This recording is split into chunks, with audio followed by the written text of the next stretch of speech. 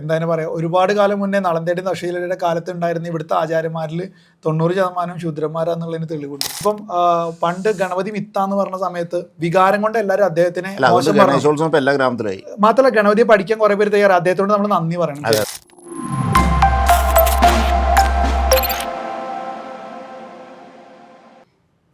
ഇപ്പോൾ അവസാനിപ്പിക്കുന്നതിന് മുന്നോടിയായിട്ട് തിരുനാവായ ഭാഗത്ത് ഒരുപാട് ക്ഷേത്രങ്ങൾ തകർക്കപ്പെട്ടതാണ്. ഹൈദരാലിയുടെ സംഭാവനയുണ്ട്, ടിപ്പുവിൻ്റെ സംഭാവനയുണ്ട്, 1921 മലബാർ ലഹളയുടെ സംഭാവനയുണ്ട്. അതിൽ 2 ക്ഷേത്രങ്ങളിൽ 2 നന്ദികേശൻ ഒറ്റയ്ക്ക് ഇരിക്കുന്നതാണ്. നന്ദികേശനെ കുറിച്ച് കാണുമ്പോൾ തന്നെ വിനു മുമ്പ് പറഞ്ഞിട്ടുള്ള നമ്മുടെ ശരീരത്തിൽ നന്ദികേശൻ എവിടെ ഇരിക്കുന്നു, ശിവൻ എവിടെ ഇരിക്കുന്നു എന്നൊക്കെ പറയുന്നൊരു സൗണ്ട്. അപ്പോൾ നന്ദികേശൻ ഉണ്ടെങ്കിൽ ശിവൻ ഉണ്ടാവണം എന്നാണ് തീർച്ചയായിട്ടും എൻ്റെ ഒരു ലോജിക്ക്.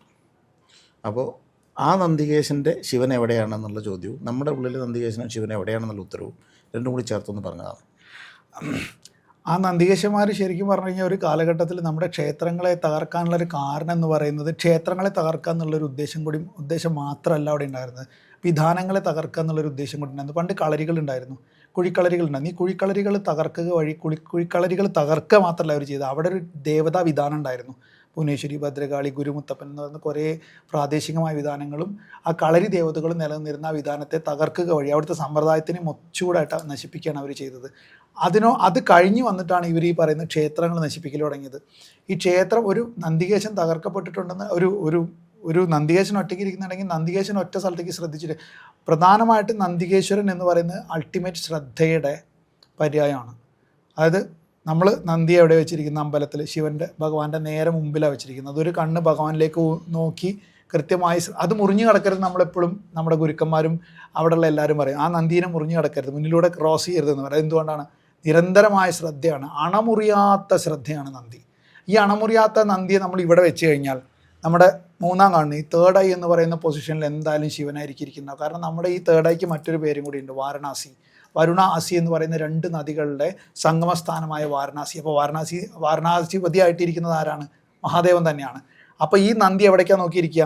നന്ദി നമ്മുടെ ശരീരത്തിൽ മൂക്കിൻ്റെ ഇവിടെ ഈ ഭാഗത്തായിട്ട് അവിടെ വയ്ക്കാം. എവിടെയാണ് സ്ഥാനം കൊണ്ട് പറയാം, അവിടെ സ്ഥാനം കൊണ്ട് പറയാം. ഇതിവിടെ നന്ദികേശൻ, ഇവിടെ നമ്മുടെ ഇതിന് മാറ്റങ്ങൾ ഉണ്ടാവാട്ടോ. ഞാൻ കൊടുത്തിരിക്കുന്ന ഒരു കൃത്യമായ ഡെഫിനേഷൻ, എനിക്ക് വെളിപ്പെട്ടൊരു ഡെഫിനേഷനാണ് ഞാൻ പറയുന്നത്. അവിടെ ഇപ്പം വാശി എന്ന് പറയുന്നൊരു പദമുണ്ട്, വാശി കാണിക്കരുത് കേട്ടോ എന്ന് പറയും നമ്മൾ. തമിഴ്നാട്ടിലൊരു യോഗം തന്നെ ഉണ്ട്, വാസി യോഗം. വാശി ഒന്ന് തിരിച്ചിട്ട് എന്താ? ശിവ. പണ്ട് വാത്മീകി മഹർഷിയുടെ അടുത്ത് സപ്തർഷികൾ എന്താ പറഞ്ഞെടുത്ത്? ചൊല്ലിയിട്ട് രാമാക്കുന്ന വിദ്യ. അപ്പോൾ ഇതേപോലെ വിദ്യകളെ നേരെ തിരിച്ചു പറഞ്ഞു വയ്ക്കുന്ന ഒരു സമ്പ്രദായം കൂടി നമ്മുടെ ഗുരുക്കന്മാർ ചെയ്തു വെച്ചിട്ടുണ്ടെന്നുള്ളത് നമ്മൾ ഓർക്കണം.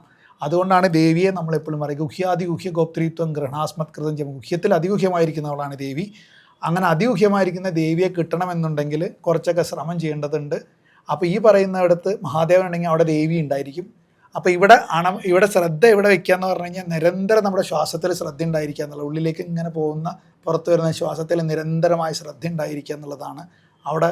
അപ്പോൾ നമ്മൾ ആരെ സാക്ഷാത്കരിക്കും? ഭഗവാനെ സാക്ഷാത്കരിക്കും. കാരണം നന്ദികേശ്വരൻ ലയം പ്രാപിക്കും. അവിടെ അങ്ങനെ ഒരു നന്ദികേശ്വരൻ ഒറ്റയ്ക്ക് ഇരിക്കുന്നുണ്ടെന്നുണ്ടെങ്കിൽ തീർച്ചയായിട്ടും അവിടെ നശിപ്പിക്കപ്പെട്ടൊരു ക്ഷേത്രം ഉണ്ടായിരിക്കും, നശിപ്പിക്കപ്പെട്ടവരുണ്ടായിരിക്കും. ആ നശിപ്പിക്കപ്പെട്ടവർ ഇപ്പോൾ ആഘോഷിക്കപ്പെടുന്നുണ്ട്. ഇപ്പം അതിന് ഏറ്റവും വലിയ ഉദാഹരണം എന്ന് പറഞ്ഞു കഴിഞ്ഞിട്ടുണ്ടെങ്കിൽ ഇപ്പം കത്തിച്ച് തീർത്ത ഒരു യൂണിവേഴ്സിറ്റി ഉണ്ട് നമുക്ക്. ഏതാ? നളന്ദ യൂണിവേഴ്സിറ്റി. 3.5 മാസമോ 3.5 വർഷമോ എടുത്ത് കത്തിച്ച് തീർത്ത ഒരു യൂണിവേഴ്സിറ്റി ഉണ്ട്. ആ യൂണിവേഴ്സിറ്റി കത്തിച്ച് തീർത്ത ആളുടെ പേര് ബക്തിയാർ ഖിൽജി എന്നാണ്. ഹിന്ദുക്കൾ കത്തിച്ചു എന്നാണ് പറയുന്നത്. അല്ല, ബക്തിയാർ ഖിൽജി. ഇപ്പം നളന്ദയിലേക്ക് പോകാനുള്ള റെയിൽവേ സ്റ്റേഷനിൽ താങ്കൾ ട്രെയിൻ ഇറങ്ങുന്ന സ്റ്റേഷൻ്റെ പേരെന്താണെന്നറിയോ? ബക്തിയാർ എന്നാണ്. ബക്തിയാർ, അതായത് ഈ നശിപ്പിച്ച ആളുടെ പേര് ആ റെയിൽവേ സ്റ്റേഷന് കൊടുത്തിട്ട് ആഘോഷിക്കുകയാണ്. അപ്പോൾ ഇതൊരു സമ്പ്രദായമാണ്. അപ്പം അന്ന് നശിപ്പിക്കപ്പെട്ടത് ശരിക്കും പറഞ്ഞാൽ ഒരു വലിയ ജ്ഞാനത്തിൻ്റെ ശേഖരമാണ് നശിപ്പിക്കപ്പെട്ടത്. അല്ലാണ്ട് അവിടെ ഇങ്ങനെ ഒരു ലൈബ്രറി കത്തിച്ചു എന്നോ, അതുപോലെ തന്നെ ഒരുപാട് സ്കോളേഴ്സിനെ കൊന്നൊടുക്കി. അത് പിന്നീട് കഥകൾ മെനയാനായിട്ട്, ഇപ്പോൾ ഈ പ്രൊപ്പഗാൻഡ വെച്ചിട്ട് കഥകൾ മെനയാനായിട്ടുള്ള ഒരുപാട് ആളുകൾ ഇവിടെ നാട്ടിലുണ്ട്. അവർ പ്രൊപ്പഗാൻഡ വെച്ചിട്ട് കഥകൾ മെനഞ്ഞുകൊണ്ട് ഈ കഥയെ തിരുത്തി മറ്റൊരു കഥയാക്കി പ്രസൻറ്റ് ചെയ്യുകയാണ് പിന്നീട് ചെയ്യുന്നത്. അതാണിപ്പോൾ നടന്നുകൊണ്ടിരിക്കുന്നത്. ഞാൻ പറഞ്ഞില്ല 100 വർഷത്തെ ചരിത്രം മറന്നേക്കും, അതിന് പുറകിലോട്ട് പോകും. അതായത് 1800 മുന്നേ ഉള്ള കഥയൊന്നും നമുക്ക് ഒന്ന് ഡിഗ് ചെയ്യാം. അങ്ങനെ ഡിഗ് ചെയ്ത് പോകുമ്പോൾ നമുക്ക് കൃത്യമായിട്ട് നമ്മുടെ യൂറോപ്യൻ കൾച്ചറിൽ പെടാത്ത ഭക്ഷണ സംസ്കാരവും ശൗചാലയ സംസ്കാരവും അതേപോലെ തന്നെ വിദ്യാഭ്യാസ സംസ്കാരവും ഉൾക്കൊണ്ട ഒരു ജനതയെ നമുക്ക് കാണാൻ പറ്റും. ഇപ്പോൾ നമ്മളെ ഏറ്റവും കൂടുതൽ അസുഖങ്ങൾ ഉണ്ടാക്കിക്കൊണ്ട് മരുന്ന് മാഫിയകൾ ഏറ്റവും കൂടുതൽ വർക്ക് ചെയ്യുന്നത് ഇന്ത്യക്ക് പുറത്തും ഇന്ത്യയുടെ അകത്തുമാണ്.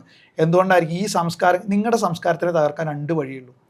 ഒന്ന് ഭക്ഷണ സംസ്കാരം നശിപ്പിക്കുക, 2 വിദ്യാഭ്യാസ സംസ്കാരം നശിപ്പിക്കുക. ഇത് രണ്ടും ഇപ്പം ഇന്ന് നമുക്ക് കാണാൻ പറ്റും. നമ്മുടെ വിധാനങ്ങളെ പറ്റി ഒന്നും എവിടെയും പഠിക്കുന്നില്ല. നമ്മുടെ ഭക്ഷണ സംവിധാനത്തിന് ഇപ്പോൾ പുതിയ പേരുകളാണ്. കീറ്റോ ഡയറ്റ്, വീഗൻ സമ്പ്രദായം എന്നൊക്കെ വേണ്ടി ചോറ് കഴിച്ചാൽ പ്രഷർ വരും, ഷുഗർ വരും, മരിച്ചു പോകും എന്നൊക്കെ പേടിപ്പിച്ച് നമ്മൾ ചപ്പാത്തി കഴിച്ചാൽ കുഴപ്പമില്ല എന്ന് പറഞ്ഞിട്ട് വരുന്നൊരു പുതിയ സംസ്കാരം. നെല്ലുകുത്തരിയുടെ ചോറ് കഴിക്കാൻ പാടില്ല, പാല് കുടിക്കാൻ പാടില്ല, നെയ്യ് കഴിച്ചാൽ കൊളസ്ട്രോൾ കൂടും, അങ്ങനത്തെ പല കാര്യങ്ങളും. ബ്രോയിലർ ചിക്കൻ കഴിക്കാം, കൊക്കോകോള കുടിക്കാം. അതുപോലെ തന്നെ ഇങ്ങനത്തെ കുറേ പുതിയ സാധനങ്ങളെ നമുക്ക് ഇൻട്രൊഡ്യൂസ് ചെയ്യുന്നത്. അതേപോലെ എന്താണ് പറയുക, ഏതൊക്കെ കുറേ മാഗി കഴിക്കാം, ന്യൂഡിൽസ് കഴിക്കാം, ഇതൊക്കെ കഴിക്കാം. പക്ഷേ നെല്ലുകുത്തരിയുടെ ചോറ് കഴിക്കരുത്, മോര് കൂട്ടരുത്, പാല് കുടിക്കരുത്, നെയ്യ് കഴിച്ചാൽ കൊളസ്ട്രോൾ വരും. ഇതൊക്കെ നമ്മളെ പഠിപ്പിച്ചുകൊണ്ടിരിക്കുന്ന ഒരു വിഭാഗമുണ്ട്. അവരൊന്ന് ശ്രദ്ധിച്ചിട്ട് അവരൊന്ന് ബൈപ്പാസ് ചെയ്ത് പോയാൽ നമ്മുടെ സംസ്കാരത്തിൽ അവരെ ഗുരുവായിട്ട് സ്വീകരിച്ചിട്ട് അവരെന്താണോ പറയുന്നത് ചെയ്യാതിരുന്ന അവരെ അങ്ങനെയും ചെയ്യാം. അവർ ചെയ്യേണ്ടത് അതായത് വൈരുദ്ധ്യാത്മികമായിട്ട് നമുക്ക് വേണമെങ്കിൽ മുന്നോട്ട് നീങ്ങാം. അതിൽ തെറ്റൊന്നുമില്ല. അങ്ങനെ തോന്നിയിട്ടുണ്ട് ചില ആൾക്കാരെ കാണുമ്പോൾ ഇവർ പറഞ്ഞ നേരെ വിപരീതം എടുത്താൽ നല്ലതായിരിക്കും തോന്നിയിട്ടുണ്ട്. അത് ശരിയാണ്. പണ്ട് നമ്മുടെ ചാത്തൻ എന്ന് പറയാ ഈ നമ്മുടെ ഇതിനെ സ്വാധീനിക്കുന്നുണ്ടല്ലോ, നമ്മുടെ ബ്രഹ്മത്തിനെ തപസ്സിന്നല്ലോ. നമ്പൂതിരി രാവിലെ എഴുന്നേറ്റിട്ട് ഗായത്രി മന്ത്രം ചൊല്ലുമ്പം രാവിലെ ചെന്നിരിക്കും, ആരാണ് ഇതെന്താ സംഭവം? അപ്പോൾ ഗായത്രി നിനക്കൊന്നും പറഞ്ഞാൽ മനസ്സിലാവില്ല. അപ്പോൾ ഗായത്രി കണ്ടാൽ എങ്ങനെ ഇരിക്കും? അപ്പം ഒന്ന് കളിയാക്കണം എന്നിട്ട് പറയാം, അതാ അവിടെ ഇരിക്കുന്ന പോത്തിനെ പോലെ ഇരിക്കുന്നു പറഞ്ഞു. എന്നാൽ അതിൻ്റെ മന്ത്രം എന്ന് പറഞ്ഞു വെച്ചാൽ മൂപ്പരും തുടങ്ങി രാവിലെ എഴുന്നേറ്റിട്ട് 5 മണിക്ക് എഴുന്നേറ്റിട്ട് ഈ പറയുന്ന വിധാനങ്ങളൊക്കെ ചെയ്തിട്ട് പഠിപ്പിച്ച് അതേ രീതിയിൽ പോത്തിനെ ഉപാസിച്ചു തുടങ്ങി. കുറേ കഴിഞ്ഞപ്പോൾ ബ്രഹ്മം പോത്തിൻ്റെ രൂപത്തിൽ പ്രത്യക്ഷമായി ചാത്തന്. കാരണം ചാത്തൻ്റെ വിശ്വാസം അതിഗംഭീരമാണ്. മറ്റത് റിച്വലിസ്റ്റിക് ആയിട്ട് നമ്മൾ ഇതാണ് വിശ്വാസത്തിന്റെ പ്രത്യേകത. വിശ്വാസം ബ്രഹ്മം പോത്തിന്റെ രൂപത്തിൽ വന്ന കുഴപ്പമില്ല, പക്ഷേ ഇവിടെ പോത്ത് ബ്രഹ്മത്തിന്റെ രൂപത്തിൽ വന്നുകൊണ്ടിരിക്കുന്നത്, അതാണ് വിഷയം. അതിനെങ്ങനെ തിരിച്ചറിയും?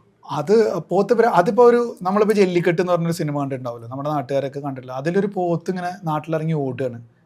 കുറേ കഴിയുമ്പോൾ ആ പോത്തിൻ്റെ മനോഭാവത്തിലേക്ക് അവിടെയുള്ള ജനങ്ങൾ മുഴുവൻ മാറുന്നത് കാണാൻ പറ്റും. അപ്പം നമുക്ക് ഇപ്പോൾ പുറത്ത് ഇറങ്ങി ഓടുന്ന ചില ആൾക്കാരുണ്ട്. അപ്പോൾ ഈ ബ്രഹ്മത്തിൻ്റെ രൂപത്തിൽ അതിൽ പോത്ത് ഇപ്പോൾ കുറച്ച് മുന്നേ പറഞ്ഞ പോലെ മാറിപ്പോകുന്ന ഒരു അവസ്ഥയിൽ വരുന്നുണ്ട്. അപ്പോൾ ഈ കുറേ കഴിയുമ്പോൾ നമ്മുടെ ചില ആചാര്യന്മാരെ കാണുമ്പോൾ നമുക്ക് അങ്ങനെ തോന്നാറുണ്ട്. കാരണം എന്താ വെച്ചാൽ ഇവർ കുറേ കാലം ഇവരെ ഫോളോ ചെയ്യുമ്പോഴേ അഡമൻ ഫോളോവിങ് ആയിട്ട് ഇവർ അവരുടെ രൂപത്തിൽ അവർ പറയുന്ന മാത്രമാണ് ശരി. അന്ധവിശ്വാസം അങ്ങനെ വരുന്നത്.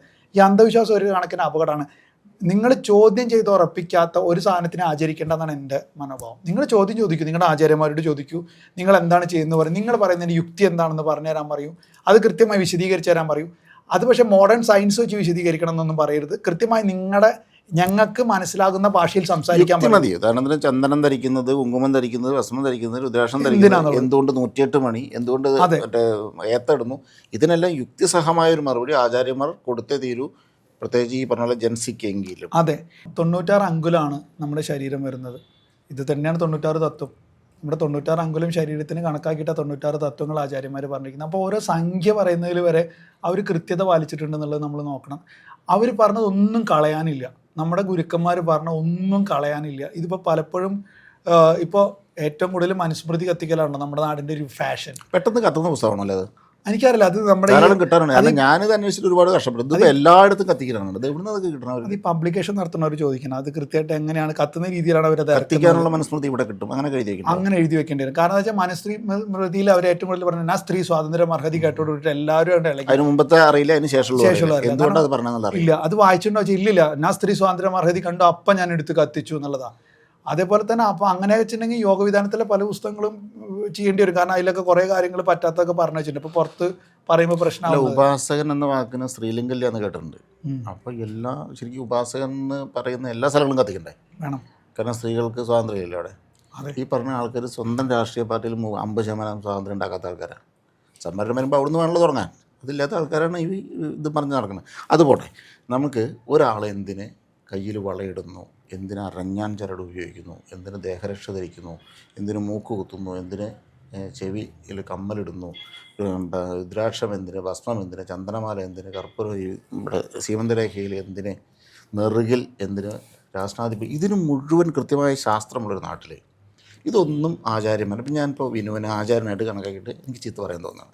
എന്താ നിങ്ങൾക്കൊന്നും പറയാത്തത്? ഇതൊക്കെ ഒന്ന് പറഞ്ഞു കൊടുക്കണ്ടേ ഇനി വരും തലമുറയ്ക്ക്? അതിന് നമ്മുടെ വരും തലമുറയ്ക്ക് ഇതൊക്കെ വിശദീകരിച്ച് കൊടുക്കേണ്ടത് തന്നെയാണ്. പക്ഷേ ഇപ്പം നമ്മൾ പറയുന്ന മീഡിയ എന്ന് പറയുന്നത് വർക്ക് ചെയ്യുന്നത് മാർക്കറ്റ് വാല്യൂല. മാർക്കറ്റിലുള്ള ഒരു ന്യൂസ് ക്രിയേറ്റ് ചെയ്യുക, അല്ലെങ്കിൽ എന്തെങ്കിലും വിഷയം ഉണ്ടാക്കുക. വിഷയം ഉണ്ടാക്കുക എന്ന് പറഞ്ഞു കഴിഞ്ഞാൽ ഇപ്പം പ്രധാനമായിട്ട് പറയുകയാണെങ്കിൽ ഷർട്ട് ഇടണോ വേണ്ടയോ, എവിടെ അമ്പലങ്ങളിൽ ഷർട്ട് ധരിക്കണോ ഷർട്ട് തരണോ വേണ്ടയോ, അപ്പോൾ അതൊരു പ്രധാനപ്പെട്ട വിഷയം ആക്കണോ എന്നുള്ളത് ഞാൻ ചിന്തിച്ചിട്ടുണ്ട്. അത് വിടണോ, ചില ക്ഷേത്രങ്ങളിൽ വിടേണ്ടി വരും, ചില ക്ഷേത്രങ്ങളിൽ കേരളം നേരിടുന്ന ഏറ്റവും വലിയ വിഷയമാണ് ഷർട്ട് ഇടണോ വേണ്ട. അതേപോലെ തന്നെ ഇതുപോലെ തന്നെയാണ് പല ക്ഷേത്ര ഇത് ശബരിമലയിൽ സ്ത്രീകൾ കയറണോ, ഇതൊക്കെയാണ് വലിയ ചർച്ചകൾ നടക്കുന്നത്. അതിന് പകരമായിട്ട് ഈ സംവിധാനം ഈ സംവിധാനത്തിൽ ഇതിൽ എന്തൊക്കെ പറയപ്പെടുന്നുണ്ട്, ഈ സംവിധാനത്തെ കൊണ്ട് ജനങ്ങൾക്കുള്ള ഗുണം എന്താണ്, കുറച്ച് പിന്നെ ഗുണകരമായിട്ട് എന്തെങ്കിലും ചർച്ച ചെയ്തോടെ. ഈ വിവാദം മാത്രം മതിയോ? ഒന്നും വേണ്ട. ക്ഷേത്രത്തിനുള്ളിൽ കയറിയിട്ട് ക്ഷേത്രത്തെ ഏതെങ്കിലും ഒരു ജീവനക്കാരനോട് ചോദിക്കുകയാണ്, ഈ കല്ലെന്താ അറിയില്ല, ആ കല്ലെന്താ അറിയില്ല, ഈ പുഷ്പാഞ്ജലിയുടെ മന്ത്രം എന്താ അറിയില്ല, എന്തെങ്കിലും പറഞ്ഞു തരുന്ന ഒരു പണ്ഡിതൻ ഏതെങ്കിലും ഒരു ക്ഷേത്രത്തിൽ കേരളത്തിലുണ്ട്? ഇല്ല, കുറവാണ്, ഞാൻ കണ്ടിട്ടില്ല. പിന്നെ ഞാൻ കൂടുതലും അവിടുത്തെ പ്രധാനപ്പെട്ട തന്ത്രിമാരും ഇവരൊക്കെ ആയിട്ട് സംസാരിക്കുമ്പോൾ കിട്ടുന്ന ഒരുപാട് അറിവുകളുണ്ട്. വളരെ നോളജ്ഫുൾ ആയിട്ടുള്ള ആൾക്കാരാണ് അവരെല്ലാവരും. അവർ പറഞ്ഞു തരാൻ തയ്യാറുമാണ്. അവർക്ക് പറഞ്ഞു തരാനുള്ള മാധ്യമങ്ങളുണ്ടായി. അവർ പറയാനും കുറേ പേര് പറയാൻ തയ്യാറാണ്. ചിലർ പറയാൻ തയ്യാറില്ല. അവർ വളരെ സാധുവായിട്ട് അവരുടെ സാധനയും കാര്യങ്ങളായിട്ട് ജീവിച്ചു പോകുന്ന ആൾക്കാർ. ഏറ്റവും കൂടുതൽ അധിക്ഷേപം ഏറ്റുവാങ്ങുന്നൊരു തലമുറയാണ് ബ്രാഹ്മണർ എന്ന് പറയുന്നത്. അവരുടെ ഒരു ജീവിതം ഒന്ന് എടുത്തു നോക്കും. ഒരു ദിവസം രാവിലെ എഴുന്നേറ്റിട്ട് ഒരു അമ്പലത്തിൽ ശാന്തിക്ക് പോയിട്ട് 3 മണിക്ക് എല്ലാ ദിവസവും, ലീവ് ഒന്നുമില്ല. പ്രധാനപ്പെട്ട ദിവസങ്ങളിൽ അവർക്ക് ലീവേ ഇല്ല. ഓണാണെങ്കിൽ അന്നേ ദിവസം നേരത്തെ പോകണം. വരുന്നത് രാത്രി 12 മണിക്ക്. കുടുംബം എവിടെ, ജീവിതം എവിടെ? അല്ല, അവർ ചെയ്യുന്ന ഈ ചിട്ടകളിലൂടെ ജീവിക്കാൻ ഒരാളെ ശ്രമിച്ചാൽ 10 ദിവസം മര്യാദയ്ക്ക് ചെയ്യില്ല. ഒരു മാറ്റമില്ലാതെ ഇത് ജീവിതകാലം മുഴുവൻ തുടരാന്ന് പറഞ്ഞാൽ ചെയ്യില്ല. അപ്പോൾ ഈ ബ്രാഹ്മണൻ എന്ന് പറയുന്നത് ശരിക്കും ഈ പറയുന്ന ജനിച്ചത് കൊണ്ടല്ല ബ്രഹ്മ ബന്ധു ആവുള്ളൂ, ബ്രാഹ്മണ ബന്ധു ആവുള്ളൂ. അവൻ ആചരണം കൊണ്ട് ബ്രാഹ്മണനായി മാറുന്നുണ്ട്. ഒരുപാട് വർണ്ണമല്ല. വർണ്ണം കിട്ടുന്നത് ജന്മം കൊണ്ടല്ല, കർമ്മം കൊണ്ടല്ലേ. നമ്മുടെ അന്നത്തെ കാലത്തുണ്ടായിരുന്ന കുറേ എന്താണ് പറയുക, ഒരുപാട് കാലം മുന്നേ നളന്തേടി നക്ഷീലരുടെ കാലത്തുണ്ടായിരുന്ന ഇവിടുത്തെ ആചാര്യന്മാരിൽ 90% ശൂദ്രന്മാരാന്നുള്ളതിന് തെളിവുണ്ട്. അപ്പോൾ ഒന്ന് ആലോചിച്ച് നോക്കൂ. അപ്പോൾ ഇത് വർണ്ണം കൊണ്ട് ജന്മം കൊണ്ട് വരുന്നതല്ല, കർമ്മം കൊണ്ട് വരുന്നതാണ്. അവരൊക്കെ ആചാര്യസ്ഥാനത്തുണ്ടായിരുന്ന ഒരുപാട് ഗുരുക്കന്മാരുണ്ട്. 18 സിദ്ധന്മാരെടുത്ത് നോക്കൂ. പാമ്പാട്ടി സിദ്ധരൊക്കെ ഏതാ കുലം നോക്കിയിട്ടൊന്നല്ല ബഹുമാനിക്കുന്നത്, അവരുടെ പ്രവൃത്തിയും കർമ്മം കൊണ്ടാണ് ബഹുമാനിക്കപ്പെടുന്നത്.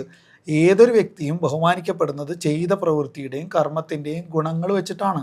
അപ്പോൾ അവിടെ അങ്ങനെ ബ്രാഹ്മണ്യം കൽപ്പിച്ചു കൊടുക്കുന്നതാണ്, എല്ലാവരും കൽപ്പിച്ചു കൊടുക്കുന്നതാണ്.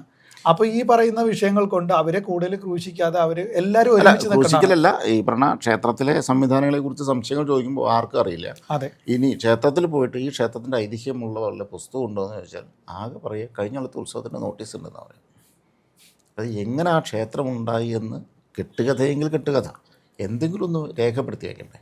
അത് ഇപ്പോൾ ഇവിടുത്തെ സംവിധാനം തന്നെ അതിനൊരു തയ്യാറെടുപ്പ് നടക്കണം. എല്ലാ ക്ഷേത്രം ഇപ്പോൾ നമ്മൾ കേട്ട ഏറ്റവും മനോഹരമായ ശബരിമലയിലത്തെ കഥ, മാളികപ്പുറത്തമ്മ എന്തായാലും പറയുക അയ്യപ്പനെ കല്യാണം കഴിക്കാൻ നടക്കുന്നതെന്നുള്ള എന്തായാലും പറയുക, അത്രയും മ്ലേച്ഛമായൊരു കഥയാണ് നമ്മൾ കേട്ടിട്ടുള്ളത്. ആരാണ് മാളികപ്പുറത്തമ്മ എന്ന് അന്വേഷിച്ച് കഴിഞ്ഞിട്ടുണ്ടെങ്കിൽ പാണ്ഡ്യരാജാവിൻ്റെ പരദേവതയായ കുലദേവതയായിട്ടുള്ള മധുര മീനാക്ഷിയാണ്. മധുര മീനാക്ഷിക്ക് ഓൾറെഡി കാമേശ്വരൻ അവിടെ ഉണ്ട്. പിന്നെ രണ്ടാമത് കല്യാണം കഴിക്കേണ്ട കാര്യം എൻ്റെ അമ്മയ്ക്കില്ല. അപ്പോൾ പിന്നെ അവിടെ ഇരിക്കുന്ന ശാസ്താവ് വേറെ രീതിയിൽ അവിടെ ഇങ്ങനെ കൊണ്ടുവന്ന് വെച്ചിരിക്കുന്നത് എന്താണെന്നുള്ളത് കൃത്യമായിട്ട് എല്ലാവർക്കും അല്ലേ. ഇതൊന്നും അല്ല എന്നുള്ളത് ഓരോ നമ്മുടെ പക്ഷെ അപ്പോൾ ഈ കഥകൾ കൊടുക്കുമ്പോൾ എന്ത് തരത്തിൽപ്പെട്ട കഥകളാണ് പ്രചരിപ്പിക്കപ്പെടുന്നത്? വാവരുടെ കഥ തന്നെ നോക്കൂ. ഇപ്പം ശബരിമല സുഹൃത്താണ് വാവര്. ഇപ്പം ഇവിടെ പോകുന്നവരെല്ലാം അവിടെയും കയറണം, അവിടെ വഴിപാടുണ്ടെന്നാണല്ലോ പറഞ്ഞുകൊണ്ടിരിക്കുന്നത്. ശബരിമല അയ്യപ്പന് ഇത്രയും പ്രശ്നമായിട്ട് വാവരൊരു അക്ഷരം വേണ്ടിയോ? വാവരുടെ പ്രതിനിധികളൊരു അക്ഷരം വേണ്ടിയോ?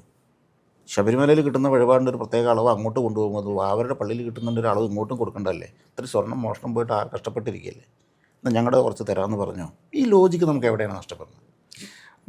അത് നമ്മൾ പൊളിറ്റിക്കലി കറക്റ്റഡ് ആവുന്ന കുറേ ഏരിയാസ് ഉണ്ട്. പൊളിറ്റിക്കൽ കറക്റ്റ്നെസ് ആണല്ലോ ഇന്ന് എല്ലാവരും പ്രൊഫൈൽ കീപ്പ് ചെയ്തിട്ടാണ് സംസാരിക്കുക. നാളെ അവാർഡ് കിട്ടിയില്ലെങ്കിലോ, ഒരു പ്രൊഫൈൽ കിട്ടിയില്ലെങ്കിലോ, എന്തായാലും എന്തെങ്കിലും ഒരു പ്രൊഫൈൽ. ഞാനൊരു ആത്മീയ ആചാരനാണ്. ഞാനിത് ഇന്ന വിഷയങ്ങളൊന്നും സംസാരിക്കാൻ പാടില്ല എന്നുള്ള ആദ്യമായ ഒരു ബൗണ്ടറി നിശ്ചയിക്കും. പണ്ട് അതിലേക്കൊന്നും പോകണ്ട അല്ലേ? അതെ, അതിലേക്കൊന്നും പോകണ്ട. പണ്ട് എൻ്റെ വീട്ടിൽ എനിക്ക് ദേഷ്യം വരുമ്പോൾ എൻ്റെ അമ്മ പറയും, കുറേ 15-20 വർഷം മുന്നേ എൻ്റെ അമ്മ പറയും, നീ യോഗ എന്തൊക്കെ ചെയ്തിട്ട് നിനക്ക് ദേഷ്യമൊന്നും കുറയണില്ലേ? അപ്പോൾ ഞാൻ പറയുന്ന മറുപടി ഉണ്ട്, എൻ്റെ ഗുരുവായിരിക്കുന്ന ദുർവാസാവ്, എൻ്റെ ഗുരുവായിരിക്കുന്ന വിശ്വാമിത്രൻ, എൻ്റെ പരമപിതാവായിരിക്കുന്ന മഹാദേവൻ, അതേപോലെ തന്നെ എൻ്റെ അമ്മയായിരിക്കുന്ന കാളി, ഇവർക്കൊക്കെ ദേഷ്യമുണ്ട്. 18 സിദ്ധന്മാർക്ക് ദേഷ്യമുണ്ട്. ഇവർക്കൊന്നും ഇല്ലാത്ത ദേഷ്യം എനിക്ക്, അവരൊന്നും അടക്കിയിട്ടില്ല ഈ സാധനത്തിൽ. അപ്പോൾ പിന്നെ ഞാൻ എന്തിനാ അമ്മ അടക്കുന്നതെന്ന് ഞാൻ തിരിച്ചു ചോദിക്കാറുണ്ട്. അപ്പോൾ ഇതേപോലെ നമുക്ക് ഒരു മറുപടി കൊടുക്കാനായിട്ട് കൃത്യമായിട്ടുള്ളൊരു സംവിധാനം ഇവിടെ ഉണ്ടായി വരേണ്ടതുണ്ട്. അപ്പോൾ ഈ കുംഭമേള പോലുള്ള സാഹചര്യങ്ങൾ അതിനുള്ളൊരു വേദി കൂടിയാണ്.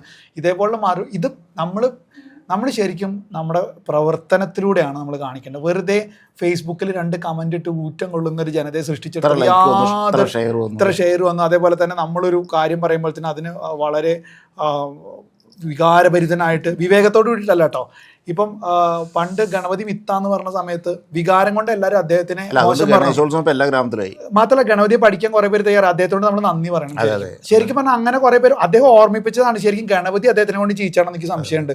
കാരണം അങ്ങനെ ഒരു കാര്യം പറഞ്ഞു, അല്ല എന്നെ ആരും മനസ്സിലാക്കണില്ല കേട്ടോ, നിങ്ങൾ ഇവിടെ ചെയ്യണമെന്ന് ശരിയല്ല എന്ന് പറഞ്ഞപ്പോൾ മൂപ്പര് കുറെ പറഞ്ഞിട്ട് കേൾക്കാത്തപ്പോൾ ഇങ്ങനെ ഒരാളെ ഇറക്കി വിട്ടു, ഇതങ്ങോട്ട് പറഞ്ഞിട്ട് ഗണപതിയിൽ കയറി. ബാലരമേൽ കാട്ടുമുത്തൻ പ്രത്യക്ഷപ്പെട്ടിട്ട് ആരും തപസ്യയില്ല, എന്തെങ്കിലും വരാൻ വേണമെങ്കിൽ ചോദിച്ചോളൂ കേട്ടോ അതെ പറഞ്ഞിട്ട് ഇങ്ങോട്ട് വരണൊരു കഥയുണ്ട്. അതുപോലെ ഗണപതി വന്നിട്ട് അതേ വല്ലാത്ത അവസ്ഥയാണ്.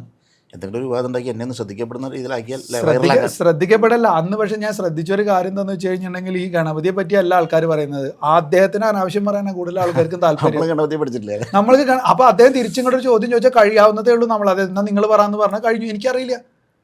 അതാണ് ആ ഒരു അവസ്ഥയിൽ നമ്മൾ മാറി നമ്മൾ പഠിക്കണം. എൻ്റെ മക്കൾക്ക് ഞാനിത് പറഞ്ഞു കൊടുക്കണമെങ്കിൽ ഞാൻ ആദ്യം പഠിക്കണ്ടേ? എൻ്റെ മോള് എൻ്റെ മോനും വളർന്നു വരുമ്പോൾ അവർക്ക് ഈ വിഷയം പറഞ്ഞു കൊടുക്കാനായിട്ട് ഞാൻ ആദ്യം പഠിക്കണം. ഞാൻ പഠിച്ചിട്ടില്ല, ഞാൻ നന്നാവാൻ ഉദ്ദേശിച്ചിട്ടില്ല, പക്ഷെ അടുത്ത തലമുറ നന്നാവണം. ഇതെന്ത് വാദമാണ്? ഇതല്ലേ ശരിക്കുള്ള പ്രശ്നം. ഞാൻ നന്നാവാൻ തീരുമാനിച്ചില്ല, ഞാൻ ഇത്രയൊക്കെ പ്രായമായി, എനിക്കിതൊന്നും നടക്കില്ല. അടുത്ത പ്രായം തന്നെ ഒരു വിഷയമല്ല. കാരണം 40-45 വയസ്സായിട്ട് കളരിപ്പായിട്ട് ഇതൊക്കെ, ഞാൻ 40ൻ്റെ മുകളിൽ നിൽക്കുന്ന ഒരാളാണ്. ഞാൻ കളരിപ്പായിട്ട് ചെയ്യാൻ ഇറങ്ങുമ്പോൾ ഞാൻ എൻ്റെ അവിടുത്തെ കുട്ടികളുടെ കൂടെ ഇപ്പോൾ പ്രാക്ടീസ് ചെയ്യുന്നത്. കാരണം എന്താണെന്ന് വെച്ചാൽ അവർ കൂടെ പ്രാക്ടീസ് ചെയ്യുമ്പോൾ കിട്ടുന്നൊരു ഊർജ്ജമുണ്ട്. വേറെ ഒന്നല്ല, അവരുടെ പ്രായത്തിലേക്ക് ഞാൻ ഉയർത്തപ്പെടുകയാണ്.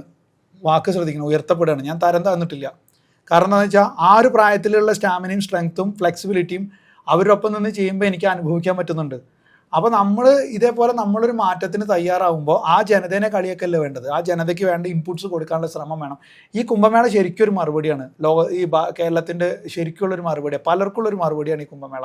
അതിൽ യാതൊരു സംശയമില്ല. അതിന് സ്വാമിജിയോട് അധമ്യമായ നന്ദി ഞാൻ പറയാം. കാരണം ഇങ്ങനൊരു ശ്രമം അദ്ദേഹത്തിൻ്റെ ഭാഗത്തുനിന്നുണ്ടായല്ലോ, ഇങ്ങനൊരു ഒരു കാൽവെപ്പ് അദ്ദേഹത്തിൻ്റെ ഭാഗത്തുനിന്നുണ്ടായല്ലോ. താങ്കളടക്കമുള്ള ഇത്രയും പേര് ഇതിൻ്റെ പുറത്ത് പ്രവർത്തിക്കുന്നതിൽ താങ്കളടക്കമുള്ളവരെ ഞാൻ അഭിനന്ദിക്കും, എൻ്റെ സ്നേഹം അറിയിക്കും, പരിപൂർണ്ണ പിന്തുണ അറിയിക്കും ചെയ്യാം. വേറെ ഒന്നും കൊണ്ടല്ല, ഈ ഒരു ശ്രമം ഇത് കുറച്ച് മുന്നേ പറഞ്ഞ പോലെ ചെറിയ മാറ്റമൊന്നുമല്ല കൊണ്ടുവരും, വലിയൊരു മാറ്റം കൊണ്ടുവരും. എല്ലാ വീടുകളിലും ഈ സന്ദേശം എത്തണം എന്നൊരു ആഗ്രഹം കൂടി ഉണ്ട്. അതിന് പരമാവധി നമ്മുടെ ആളുകൾ ഇതൊക്കെ ആളുകളിലേക്ക് എത്തിക്കാൻ അവരുടെ ഭാഗത്തും കൂടി ഒരു ശ്രമം ഉണ്ടാവുക. ഇത് എൻ്റെയോ നിങ്ങളുടെ മാത്രം ശ്രമമല്ല, ഇത് ഈ പറയുന്ന ധർമ്മത്തിൻ്റെ, ഹിന്ദു മതം എന്നൊക്കെ ഉള്ളത് വിട്ടേക്കും. അതൊക്കെ വരുന്നത് 800-ന് ശേഷം നമ്മളൊരു കാറ്റഗറിയിൽ വരുന്നതാണ്. ബ്രിട്ടീഷുകാർ കൊടുത്തൊരു പേര് പറയും, സനാതന ധർമ്മം. നമ്മുടെ ധർമ്മം, ഓരോ കുലത്തിൻ്റെയും ധർമ്മം, ആ കുലം ച കുലധർമ്മം ച മാം ച പാലയ പാലയ എന്ന് പറയുന്ന പോലെ എൻ്റെ കുലത്തിൻ്റെ ധർമ്മം അമ്മ കാക്കുന്നുണ്ടല്ലോ.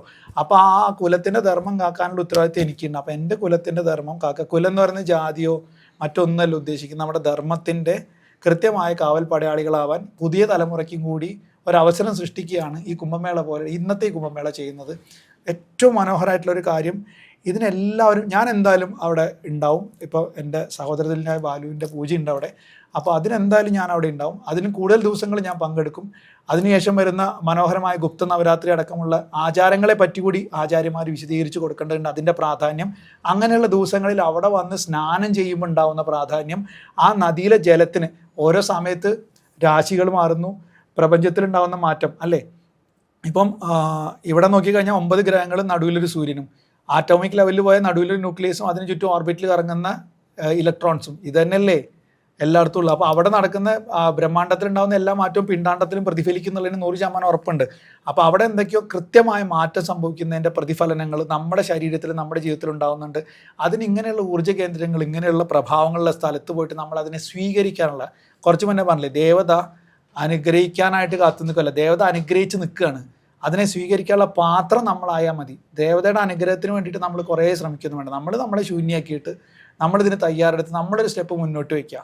നോർത്തിലെ കുംഭമേളയ്ക്ക് പോകാൻ പറ്റിയില്ല, വേണ്ട, ഈ കുംഭമേളയ്ക്ക് നിങ്ങൾ എന്തായാലും വരും. ഇത്ര അടുത്തല്ലേ, ഏറി വന്നാൽ ഈ കേരളത്തിൽ അങ്ങോളം ഇങ്ങോളം സഞ്ചരിക്കുന്ന എന്തോരം വണ്ടികളുണ്ട്. ഒരു വണ്ടിയിൽ കയറിയാൽ തിരുനാവായിൽ എത്താവുന്നല്ലേ ഉള്ളൂ. അവിടെ വന്നിട്ട് ഈ വീരന്മാരുടെ മണ്ണിൽ നിന്നിട്ട് ഒരു കുംഭമേള ആസ്വദിക്കാൻ പറ്റുന്ന, നോർത്തിനെക്കാട്ടിലും ശരിക്കും പറഞ്ഞു കഴിഞ്ഞാൽ വീരന്മാരുടെ മണ്ണ്, ചോര വീണ മാമാങ്കത്തിൽ വെട്ടി മരിച്ച വീരന്മാരും കൂടി വീണുറങ്ങിയ മണ്ണിൽ നിന്നിട്ട് വീരത്വത്തിനെ കൂടി പ്രാപിക്കും. നമുക്ക് നഷ്ടപ്പെട്ടുകൊണ്ടിരിക്കുന്ന വീരത്വമാണ്, നമുക്ക് പശുത്വം ഉള്ളത്. ഇപ്പോൾ നമ്മളൊക്കെ പശു ഇപ്പോൾ വലിയ വിവാദമാണ്, അത് ഞാൻ അതിലേക്കൊന്നും പോകുന്നില്ല. പക്ഷെ പശുത്വമാണ് നമുക്കുള്ളത്. എല്ലാം വിവാദമാണ്. അത് നമ്മുടെ ഭാഷയിലൊന്നും പറയാൻ പറ്റില്ല. കലാമണ്ഡലത്തിൽ പഠിച്ചാലും പഠിച്ചില്ലെങ്കിലും വിവാദമാണ്, നല്ല മാർക്ക് വാങ്ങിയില്ലെങ്കിലും ആകെ വിവാദമാണ്. അപ്പം അതുകൊണ്ട് ഒരു വാക്കെടുത്ത് പറയാൻ വരെ നമ്മൾ പേടിച്ചു പോകുന്നൊരവസ്ഥയിൽ നിന്ന് ഈ വാക്കുകൾ പറയാനായിട്ട് നമ്മൾ തയ്യാറാവുക. ഈ പറയുന്ന വീരത്വം നേടാനായിട്ട് തയ്യാറാണ്. വീരന്മാരുണ്ടാവട്ടെ ഇനിയും നെക്സ്റ്റ് ജനറേഷനും നമ്മുടെ ജനറേഷനും നമ്മുടെ ഈ പശുത്വം വെടിഞ്ഞിട്ട് വീരഭാവത്തിലേക്കും ദിവ്യഭാവത്തിലേക്കും മാറാനുള്ള ഒരവസരം കൂടി ആവട്ടെ കുംഭമേള എന്ന് ഞാൻ പ്രാർത്ഥിക്കുകയാണ്.